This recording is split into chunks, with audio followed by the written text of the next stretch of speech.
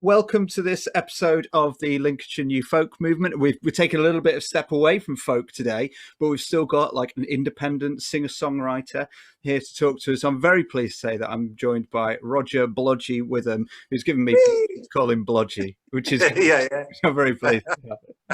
So to start off with, Blodgey, tell us a little bit about how you got into playing and writing music. Wow. Well, it stems from being very small and listening to my sister playing this cacophony of music from her bedroom. And what I would do was I'd sneak across the landing and sit outside and listen, All right. you know, and it was just this, I don't know, music that just transformed me to, just I don't know. I mean, eventually I'd knock on the door and she'd let me in, and we'd sit there and just nod to the music, and eventually we were dancing, and I realized that the stuff that was being played on top of the pops was nothing like the stuff that my sister was playing, because it was punk, it was rock, there was loads of different genres within there. Kate Bush, there was just loads of different genres that that was completely out of the box. And she was my main influence on musical taste, I think. And from there I just thought, I want to do something musically. And really, she introduced me to a band called Tangerine Dream. Oh yeah. Which is just so cool. And I thought, I want to write film, music that goes to films, or sound effects, or anything that was to do with films. So I invested in a keyboard and a 4-track tape recorder. That's how old I am. And sat there and made these crazy sounds on the synthesizer and recorded them. And from there I thought, well, where can I go? And I always reverted back to rock and punk, because I need to stop there. Sorry. Stop. Sorry. No, sorry. Go back to can I go back to Sneaking Across the Landing? Yeah. If you want to, do you want me to stop and Yeah. record that Because again? I'm going. What I'm doing is I'm going really, really far ahead of myself, because what I need to do is pay credit to my sister, really, who was the main influence of my musical tastes. And she introduced me to punk when I was really young, and with those influences I went on to like Tangerine Dream, as I say, Jean-Michel Jarre and stuff like that. I went onto the keyboard. And from there, I really sort of created riffs that I transformed onto the guitar, if you know what I mean. Oh, okay. So that you're composing on like the keyboard and creating those kind of like things, but then, transposing it, like you say. Yeah, okay, and into more Yeah, kind of like rock and sort of like distorted sort of stuff. yeah, because one of my main influences was Van Halen, because Eddie Van Halen, the master of the riff, the master of the solo, he was doing stuff that people had never heard of, back in the day. And the stuff I write is all based around the riff. So when I write, I come out with a riff, and then I fit everything else around that riff. Yeah. And what I try and do is make the lyrics so they, syncopation, fits in within the rhythm of the riff. And do you know what I mean? And fits around. Yeah. And what I try and do as well is I really try and keep the same riff going throughout the whole song, and fit everything else around it. So the riff is the same all the way through. Yeah. But everything changes around that riff. So, you sort of think, well, hang on a minute, where's the song going? So yeah, can I start again? No, that's all brilliant. No, this is fantastic, Roger. Yeah, because I was thinking it's very hard to explain what you're talking about, but when they hear the song, they go, "Oh right, oh that." Yeah, exactly. Yeah, I mean, it's so hard to go back to where it all started, and then trying to tie it into where it is now, because, you know, I've done so much from A to Z. Yeah. Do you know what I mean? And so many influences, played with so many bands, so many different genres, to come back around to where it all started. What would you say You know your what I mean? sort of main instrument is now then? Is it kind of like, do you still write in that way? Do you still sort of like compose on the keyboard, or do you write, because it's very bass, is it bass led? Like It is, yeah. I mean, I it's crazy because years ago, a really good friend of mine, Chucker, I was in a band with him, and I was playing keyboards initially, and we didn't do very much, and then it went somewhere, and I was up in a nightclub, and he came over and he said, "Blodge, I've heard you play bass. Would you like to come for an audition?" And I went, "Yes, mate, I play bass." And then the next morning, I thought, oh my God, I never touched a bass before in my life. That's the best way to do it. Exactly. And I thought, but I really want to be in this band, you know. So I went to Lincoln, and I managed to cobble some money together, you know, and I got this bass, and I sat in the back seat of the bus with this slab of wood in 4 strings and thinking, how the hell do you play this, you know?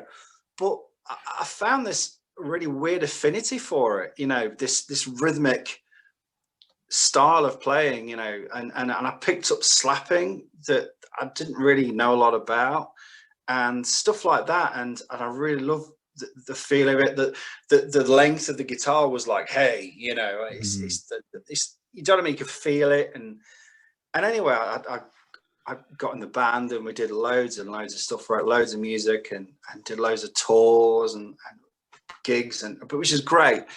But the instrument I always go back to is the bass. Even though I play guitar, I used to teach guitar, God, you know, and teach drums and God knows what. But the instrument I always go back to is the bass, and I feel that's where I can pick up loads of riffs, and you know, and make it growl and stuff like that. We haven't actually said the name of the band, the project you're working on now, which is Punky Ruckus, isn't it? Yeah. Yeah. And Yeah. the songs that exactly what you described there, that bass, it's sort of, because I mean, I really love like a really good strong bass riff, and then with that overdrive on it as well, it just kind of like it's straight away you understand what is happening in these songs. You know, it's kind of like, yeah, I'm in a place, like sort of so they're fantastically done. And how do you do how do you work on them? Because I'm assuming, is that all your own work, is it? It is, yeah. I mean, as I say, it's I start out with funnily enough, it's like 2 o'clock in the morning, you know, you go for an old man wee, and then you go back to bed, and you're laying there and you go, okay, I'm awake now. I need to go back to sleep somehow. And for me, that's a magical time where I come out with a riff or a key lyric or something. And you know, inevitably, I'll try not to wake my wife, and then run across the other side of the house to try and hum into my phone some kind of riff. Do you know what I mean? Or something. And then from that, do you know what I mean? And then from that, you know, it just goes, you know, but it's all, for me, it's always the riff, and it's, as you say, it's bang, once you hear that riff, you get it. And from there, you know, the melody around that riff and the lyrics, if I can get them to kind of gel around it and tell a story, yeah, I'm happy, you know, and then I can actually go to sleep. Some kind of sleep therapy, this whole project. It is, yeah. You know, I think everyone should do it. Really good. So, do you ever listen back to those things that you hum into your phone the next day and go, what on earth is that supposed to be? Seriously, no one is ever going to listen back to those as long as I live, because there's some really diabolical stuff there. Do you know what I mean? And the titles I've given them as well. You can imagine, can't you? You know, like 2 o'clock in the morning, you're like, I can't see on. I'll just put anything, and then you play it back and you go, oh my God, what are you thinking? At the time, though, do you like, this is it? This is the best thing I've ever done. Oh my God, this is the one. You know, this is the one where I'm going to go on Jules Holland. You know, Jules is going to go, how did you come up with this? And you go, Jules, I've got a little story for you.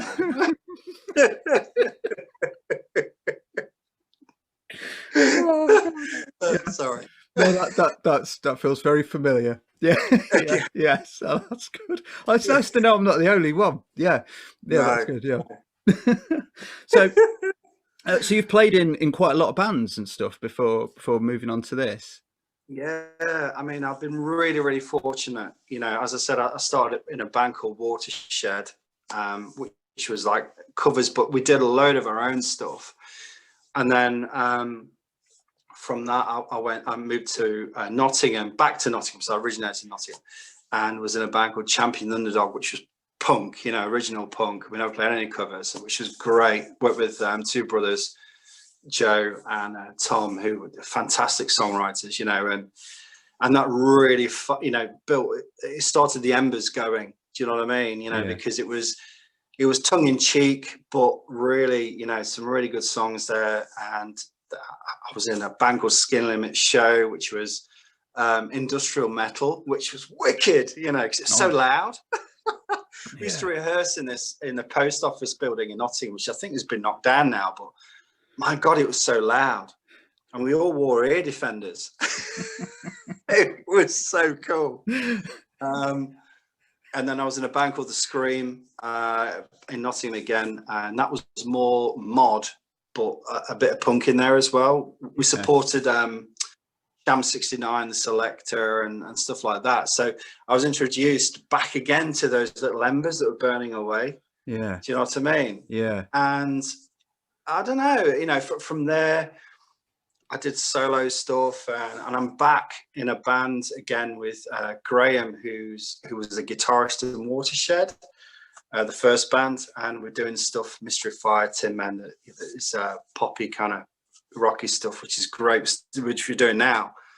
But I've always gone back to the punky kind of, do you know what I mean? Those embers have still been burning away, and I love the aspect of tongue in cheek, you know, because I think, you know, it's almost that punk gives you that right to really say what's on your mind and really, you know, get out do you know what I mean? Yeah, And even though I'm not talking about politics or anything like that, but you know. My latest song, Give a Toss, right, is about, look, you know, I don't give a toss what you think. You know, this is who I am. This is what I do. This is what I wear. You know, and it's like getting across. This is who I am. And I don't know. I mean, I don't know if there are many genres of music that can still say that. You know, to put that message across. And with Punky Ruckus, I'd like to think that there's that humor element in there where hopefully people can connect with and laugh along with, because it's not that serious, you know. I'm not going, hey, you know, this is what I wear, this is who I am. I'm like going, yeah, you know, this is who I am. And yeah, you know, it comes across, definitely. I hope so. You know, I you know, I never want to offend anyone or anything like that. It's not what it's about. It's about tongue in cheek. It's about, you know, it's like the pub song. Let's all go down to the pub. Yeah, which we'll put on at the end. Which is great. Thank you. Yeah, I mean, you know, and that was the first song I did, really, and I sent it off to loads of my friends, my sister, obviously, you know, massive influence. And they were going, my God, you need to release that. And I'm saying, really? You know, I'm you know, I'm not really sure about that. And I'm going, yeah, people will love it. And bang, straight away, you know, that it was just went, phew.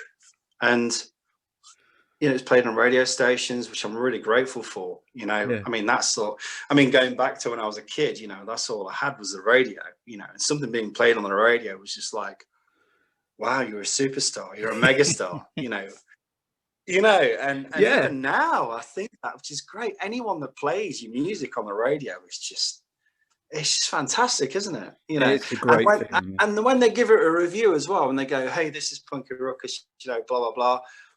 You know, they give that thought and that time into actually reviewing what you do, what you've put your time into.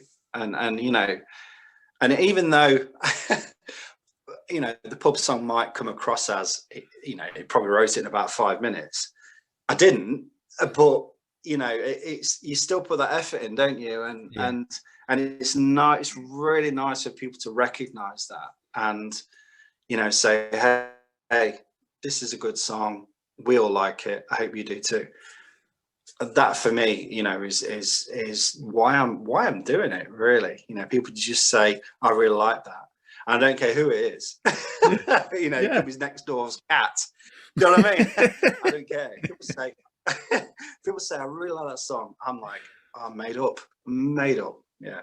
Oh, they are. I mean, they are really good. They're really, yeah. Because when you sort of like said, oh, you know, I'd love to do an interview, and I was like, oh, that's great. I was thinking, is this just you? Because I mean, it does. It sounds like I think it's quite hard to, on your own, create the sound of a group of people playing at the same time, if that makes sense. Yeah. You really have. So those songs sound like. Do you think you will take them and put them into a band and play them live?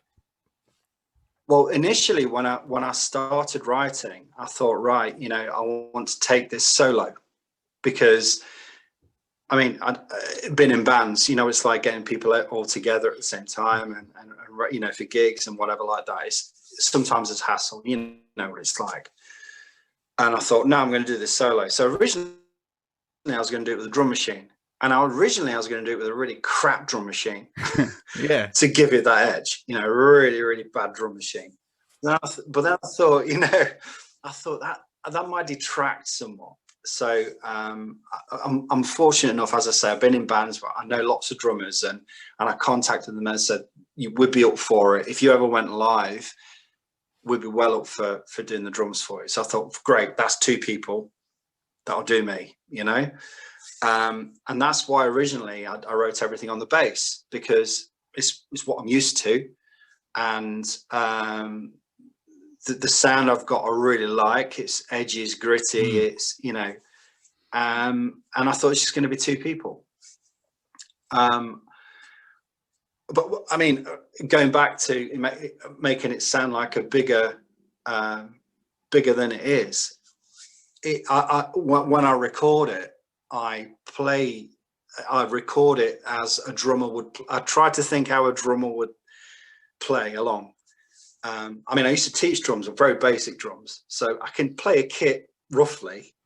Yeah. Probably great for punk, and that's about it. Do you know what I mean? Just, you know. So I'm thinking, right, okay, this is how maybe a drummer would think. And then obviously I've got the bass riff, and I try and fit, because the bass guitar obviously fits really well with, I mean, it's a rhythm instrument, isn't it? It's percussion almost. So I try and fit it with the drums, so it's really, really punchy. And then comes the melody that I try and fit with that. So that's how I kind of write it, is so it all kind of gels. So it, as you say, so it sounds like, you know, it's bigger than it is, which is what I'm really after, you know, because if you think about it, if it's just 2 people on stage, you'd think, where's the rest of the band? You know, where's everybody else? You know, so trying to get that big sound is exactly what I'm after. So yeah, I'm made up with that. Really. Yeah. It's really come together. You kind of think some things are serendipity, aren't they? You know, it's like, this was definitely. And do you think then, sort of like with this, what is that really raw, stripped back kind of intense kind of driving music? Is that you 7 years old then sat outside that door? Yeah, that's you that's hit the what nail it is. Right on the head, Jake. Seriously. Yeah. And that I guess is why you keep coming back to it. The nail right on the head. Exactly. It's stripped back. As stripped back. I mean, less is more, you know. I mean, growing old, you know, I found that really writing music, less is more. You know, it really is. It's all about what you can portray to everybody else. I think, you know, the message that you're trying to portray to everybody else is, you know, you could have a massive production, you could have a full 12-piece orchestra, whatever. But I think if you can, you know, portray that message over, you do it a cappella, you've done it. You don't need, for me, you don't need this massive, you know. So there are obviously there are areas that it works, but I mean, for me, as you say, going back to when I was, you know, 6, 7 years old and stood outside my sister's bedroom door going, wow, what is that? Yeah, you know, yeah, I'm like, wow, that is just so cool. And I used to do it, you know, whenever she come in, I'd be there, you know, and listening. And eventually, you know, she caught me a few times and go, you know, get back to your own room. But, you know, but when she let me in, I was introduced to this, you know, to a massive genre of music. It wasn't just punk. There's lots of different genres within there. I mean, as I said, Van Halen, you know, God, blimey, there are so many. I said Kate Bush. I mean, there are so many, I can't name them, but that whole spectrum, it always went back to something really, really stripped back, and the message coming across.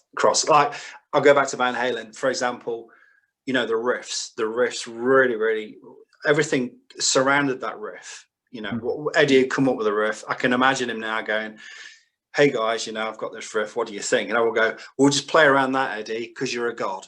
All right. Let's just strip it back. You know, you are a god, all right, you know, so we're going to play around you. And you know, everything that she played always had this hidden kind of catchy riff that you always related back to. And yeah, I think stripping it right back to its rawness. You know, you've got this driven riff, you've got the drums that are giving it, you know, the power all the way through, and then you've got these lyrics on top that are saying she's a geezer, you know. You know, well, you know, it's tongue in cheek, and it's like, but you've got the message coming across on top, but under there you've got a catchy riff. And as I know I keep saying it, but going back to the riff is king, I think, for me. You know, that's where everything revolves around. And hopefully I won't run out of ideas for riffs. Well, I'm sure not. No. Hope not. Well, it's that thing of you just the more you tootle around with things, then they come, don't they? After a while, it can be. I think it's hard work, and you got to get through quite a lot, don't you? Yeah. Until you find the ones that you kind of go, all right. Because, like you said, sometimes I think that kind of music, people think, oh, that's pretty easy. You give it a go then, you know. Because I think I don't listen to a lot of sort of dance music, really. I mean, I'm okay with that. I don't mind it, but for me, I know some people like listen to say garage or drum and bass or jungle and stuff like that. Like, it's such a good beat. Like, I don't get it. But for me, it's also riffs. Yeah, like riffs and melody. Like, if you've got those things, then that's what I'm tuned into as well. That's not to say those people are wrong. You know, No. You know, you kind of. I'm just like, I just don't. I like trying to dance to jungle. It's like, I don't know how to read this language. This is just confusing me. But yeah, everyone else is like, this is amazing. Fair enough. That's been so interesting, Blodgey.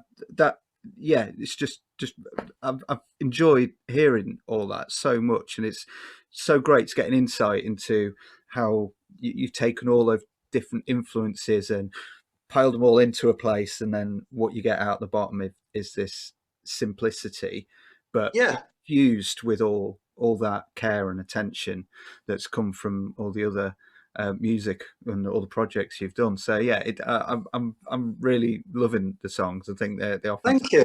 And I'm really pleased that you're getting support like from BBC and things like that, because I think it's very well deserved. Yeah, I mean, I'm really, really blown away, really, by you know, the responses and you know, being played on the radio. As I've said, it's great because, as I said, you know, being young, hearing something being played on the radio, you think, I want to do that, you know. And now it's there. I'm doing it. It's like, you know, hang on a minute, is this happening? You know, Yeah. But you know, it's I don't know. I've just been really, really fortunate to have been introduced to such a wide aspect of music. You know, I mean, and worked within such a wide aspect of music. You know, like as I said, you know, punk, rock, pop. I mean, I did a bit of jazz. You know, I mean, I've been so fortunate to experience all of that. That, you know, what I've really, really learned is, you know, less is more, and strip it back to where, you know, as you've said, where the melody fits around the riff and vice versa, and it helps each other along tell that story. And yeah, you know, if the message comes across and people enjoy it, Yeah. you know, and if people can listen to Punky Ruckus and go, that made me laugh, that's cool. Oh, you know, I'll go to bed and I will sleep soundly. You won't. You'll be up at 2. You're right. I'll go to the old man way. You're right, and I'll be laying there. Oh, I've got this riff. Right. Well, go to sleep. I'm going to take your advice. I'm going to strip this interview back to the bare bones. Yeah. So I'm going to do some quick fire questions, okay, to round us off. All right. There's no right or wrong answer. So just whatever your answer is what it is.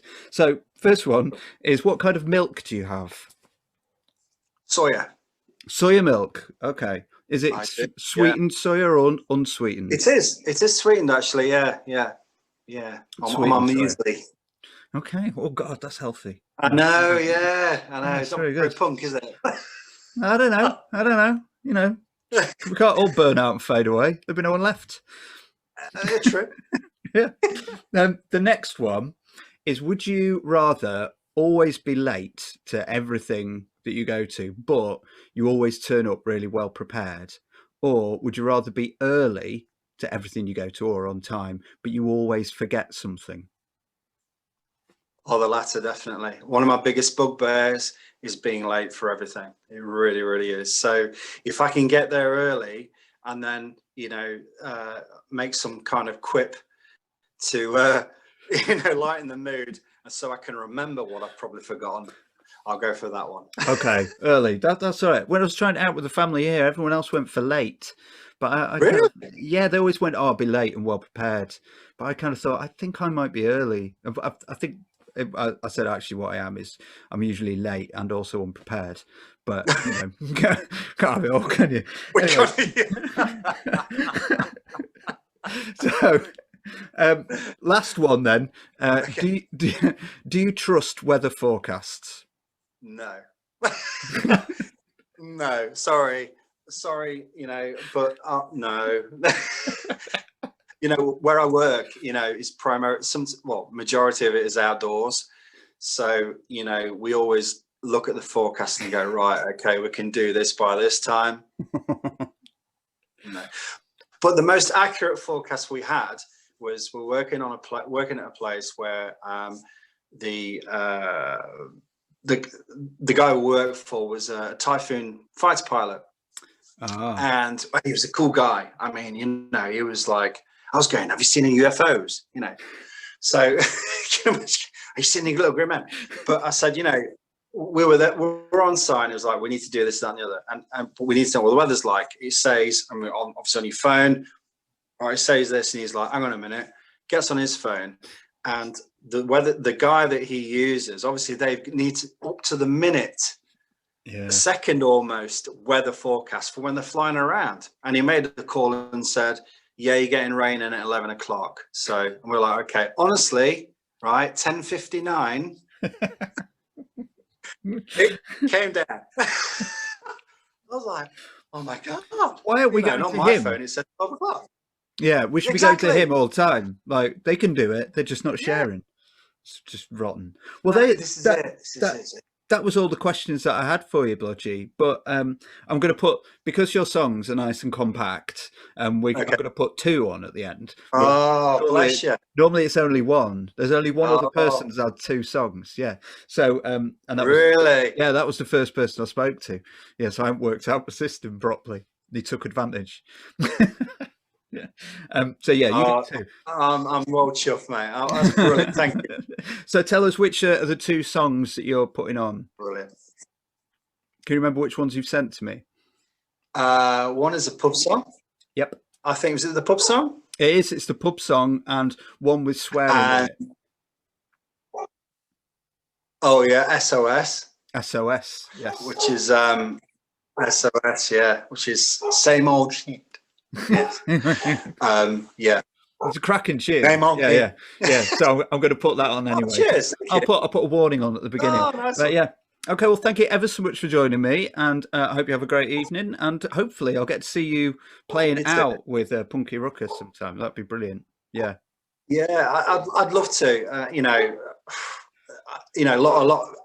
One of my friends, Chuck, who I was in a band with, said recently, he said, "Do you think you'll take Punky Ruckus out on the road?" And I'm like, "No, because I'm really sort of thinking people won't, recognize it's tongue in cheek. It's not as serious as But the more I think about it, and the more support I'm getting, and from the likes of yourself, saying it's great, it boosts your confidence. It boost your ego a little bit, and you think at the end of the day, you think, well, yeah, I might do. So yeah, watch this space. I think at some point, I might be on stage wearing a silly costume so no one can recognize me.